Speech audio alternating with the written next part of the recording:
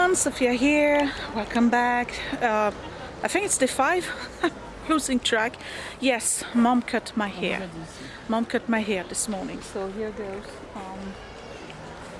What am I gonna do, you know? It makes for good memories. So we are at the Chateau de Fontainebleau. I had never seen it, neither has mom, believe it or not. It's only an hour away from Paris, and it's known as the residence of the kings. Every king since Francis I in France lived here. All the kings plus 2 emperors.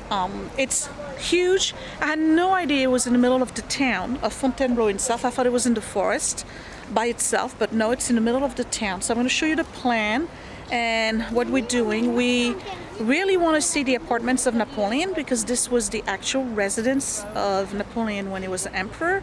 And then he had his private residence, which is Malmaison, but we didn't go to see that, and we won't see it this time around.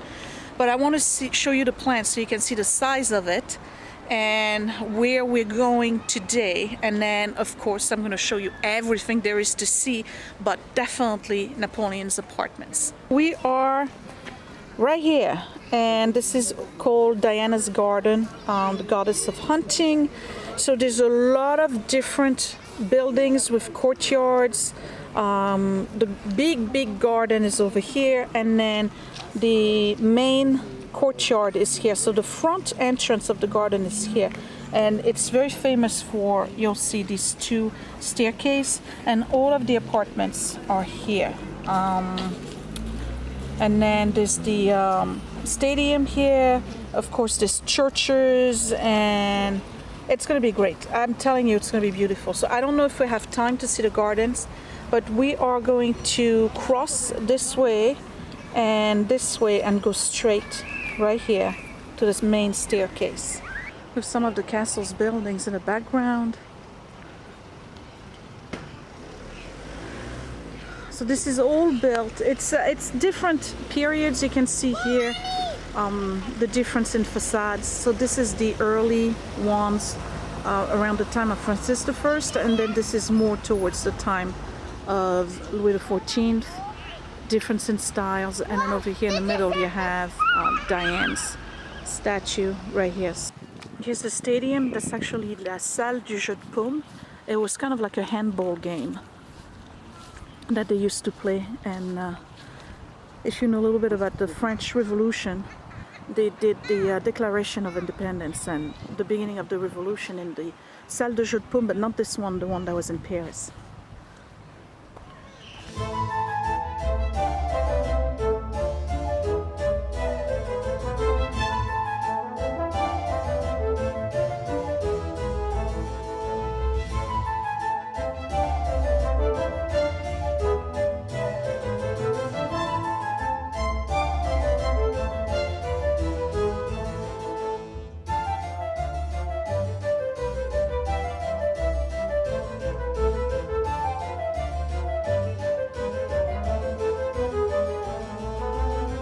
So it looks like I'm going to be your guide again today. We are entering the great courtyard, or the main courtyard of the castle.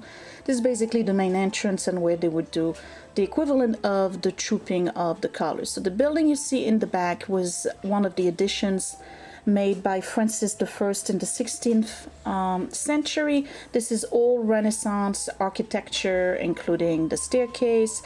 It's a beautiful building, but what you need to know is that originally this was actually a medieval castle.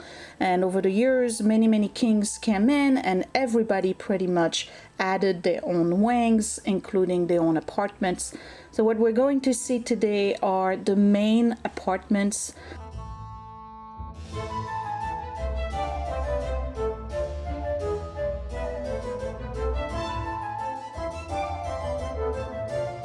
We're missing a lot because it's a big castle, and so we're starting right here a little tour today. This is the entrance to the apartment.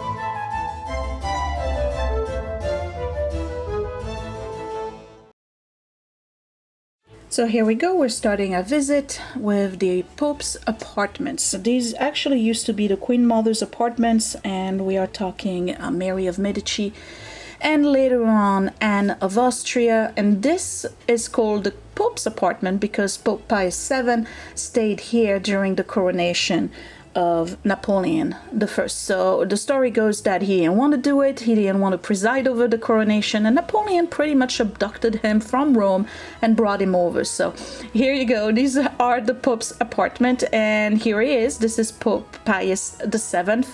This is basically the main living room in the apartments, and this is where the Queen Anne of Austria, who was the wife of Louis XIII, would stay. These are absolutely gorgeous, gorgeous apartments with original tapestry. However, I have to say that most of the furnishing that you're going to see here was renovated under the time of King Louis Philippe. He was the one who succeeded right after Napoleon I. And the reason for that is the French Revolution. During the French Revolution, the castles were basically pillaged, and everybody went in there and took anything they wanted and destroyed a lot of things. So everything had to be reconstructed. This is Louis XIII cabinet or toilet cabinet. This is where he would do his morning ablutions. You had to be pretty short to sit on this chair, if you ask me. These are very simple apartments. The grandiosity appears a little bit later on. I'll give you a good example here. This is Anne of Austria's main bedroom, and this is basically a formal bedroom where the court would come in and bid her good night and bid her good morning. So again, these are all reproductions from the 19th century, but they are based on all of the plans and designs that were kept in the archives. Beautiful ceiling, very similar to what you would see in Versailles. I particularly like this bedroom. It's very airy, very open, beautiful lighting in there. His mom on the right checking things out, and Anne of Austria and her portrait right there at the door. Now these are railroad apartments, meaning that you go from one room to the other. It's not like there's no central area with different rooms, you know, all around it. You just go from one room to the other. This is the main chapel. And this again was pretty much built under Francis I.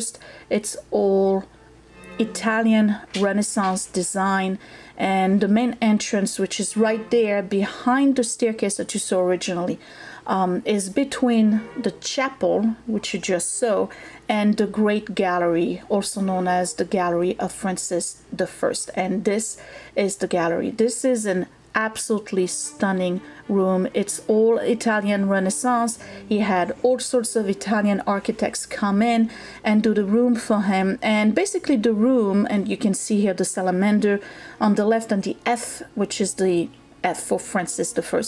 So basically this gallery links his bedroom, Francis I's bedroom, to the chapel. So he had an immediate pass through. And here is Francis I.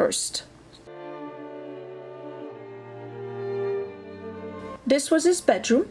You can see a little bit of Renaissance and old medieval design in there. They made it a living room later on under Louis Philippe, but this was Francis I's bedroom. So he would go directly from this room through the Galleria into the chapel. This actually was another queen's bedroom, but when Louis Philippe renovated the castle, he decided that he didn't like it as a bedroom anymore. He wanted a staircase instead. So the whole floor was taken out, and it was allowing everybody to go from one of the doors on the side directly to the apartments without having to go in front of the entire court that was in waiting. These are some of Henry IV's apartments. Again, all of this that you see right now is renovated. It's copies, not the original. I just need to add that the only thing that is original in the castle are Napoleon's apartments, because he came in right after the revolution, so none of his apartments were destroyed, and he was basically living in Louis XVI apartments. These are Louis XIII apartments, and one of the main living room, beautiful ebony furniture, typical of what you would see in the 15th and 16th century. The ceilings may look like wood, they're actually made of some kind of papier-mâché with gold leafing on it.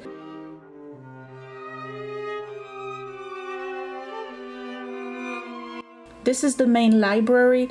This actually was just a gallery for walking during the winter, and that was built by Henry IV for his wife so that she could have entertainment during the winter month. And then eventually around the time of Louis XIII, that was changed into a gallery with books and a library. And the globe you see right here used to belong to Napoleon. So you can see from the colors here that we're starting to move a little bit towards First Empire furniture, and we are about to enter Napoleon's apartments, which were formerly Louis XVI apartments. So here we go. This was Louis XVI and Marie Antoinette's apartment, and this room was actually supposed to be Marie Antoinette's bedroom. However, by the time it was finished, the French Revolution broke and she never slept in this room. The first one to sleep in this room was Mary Louise, who was the second wife of Napoleon I.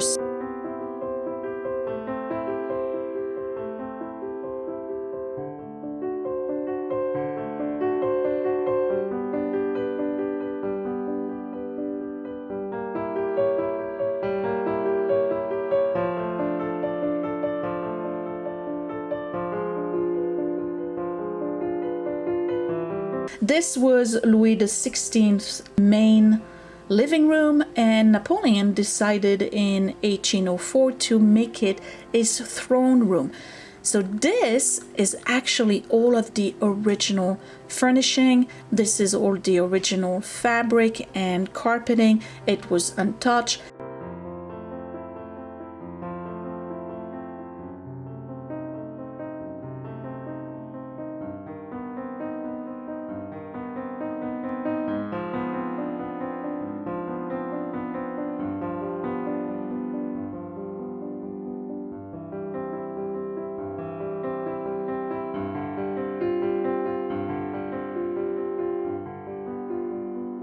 Oh, I love this. This is Napoleon's formal bedroom. It was actually Louis XVI's bedroom, but again, because of the revolution, Louis XVI never got a chance to get into this bedroom. Now, when Napoleon walked in, believe it or not, he did not care for the fabric. There's an area that you can see on the fabric that was that's gray, and it shows gray on the screen. This was originally burgundy, and Napoleon had asked for the seamstress in the area to just cover that with a little lattice work of gray and white, and that's how it gets covered now. This is known as the abdication room, all original furnishing. Napoleon sat there, and there's one painting, which actually my favorite painting of Napoleon, also known as Napoleon at Fontainebleau. This is Napoleon brooding over his decision to abdicate. It was in this room, and if you look at the painting carefully, you can recognize the chair. This is his bathroom. There was running water, y'all. He had running water. The whole tub is made of lead covered with copper. The one you see on the side here was a bidet. He did not like the formal bedroom. He preferred this one. This one was actually his bed in his office. And once you're done with the apartments, you get into the Napoleon Museum, and this is where they have most of his belongings. A lot of attires. Look at the amazing embroidery work on this jacket. This is the sword that he would wear during the coronation, not a sword that you would use on a regular basis. This is just for show, I guess.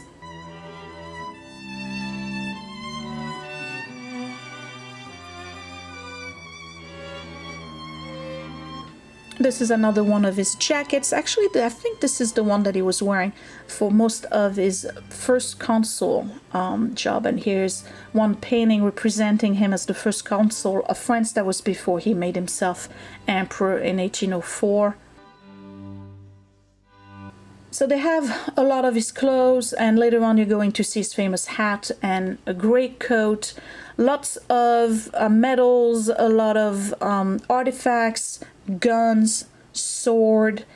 But the most important part of the exhibit is all of the dishes, the dinnerware that he and Josephine or he and Mary Louise enjoyed. These are all Sèvres porcelain, and this is called a nef, by the way, and it looks like a boat, and you open it on the top, and this is where you would put all of the silverware before you had a formal dinner.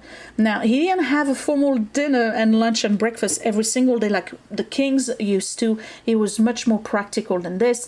However, he did have to have a lot of receptions, so these were the items that were used for those events.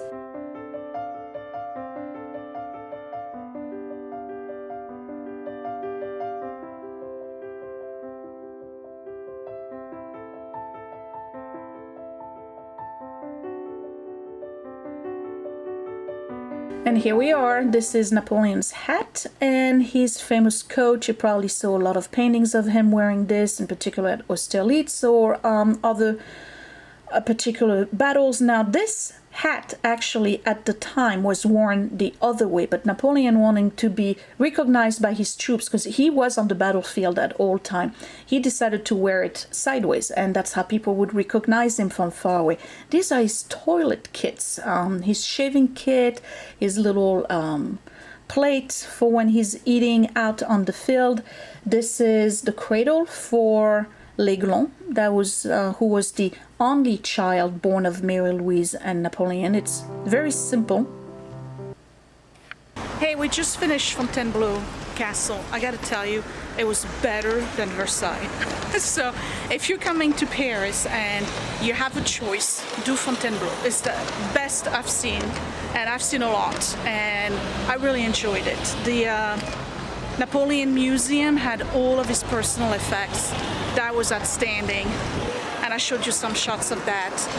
It's great. So we are walking around the town of Fontainebleau, and we are looking for a place to eat, or maybe we'll just get some food and then eat it later. But there's a rumor that we might go to Normandy tonight, so you'll get to see the house tomorrow.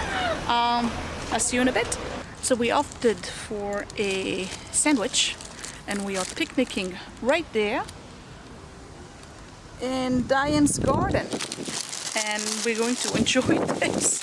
And then after that we're going to the cafe and get a nice café au lait. It was a really nice visit. So I bought a few things. I'm going to show that to you.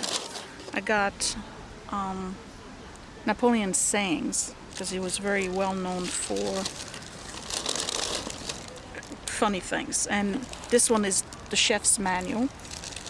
Really, really good. And then I got 2 notebooks for the boys and a full book about Fontainebleau that I can bring back. So that's all I bought.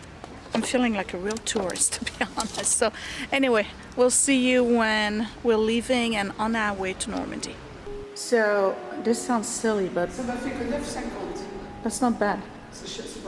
So we're going back to the house in Paris, and yeah, I know we're in the parking lot, but I just want to show you something because that's pretty ingenious. When there's a empty space, they have a green light blinking, you see that? And when the space is taken, you get a red light. And that's how they tell you whether or not you have empty space or not. At the top, it tells you 54 parking spaces available on the 3rd level or whatever. I don't know. I just wish we had that in the US, because boy, do we run and run and run around in those parkings. So we are going home.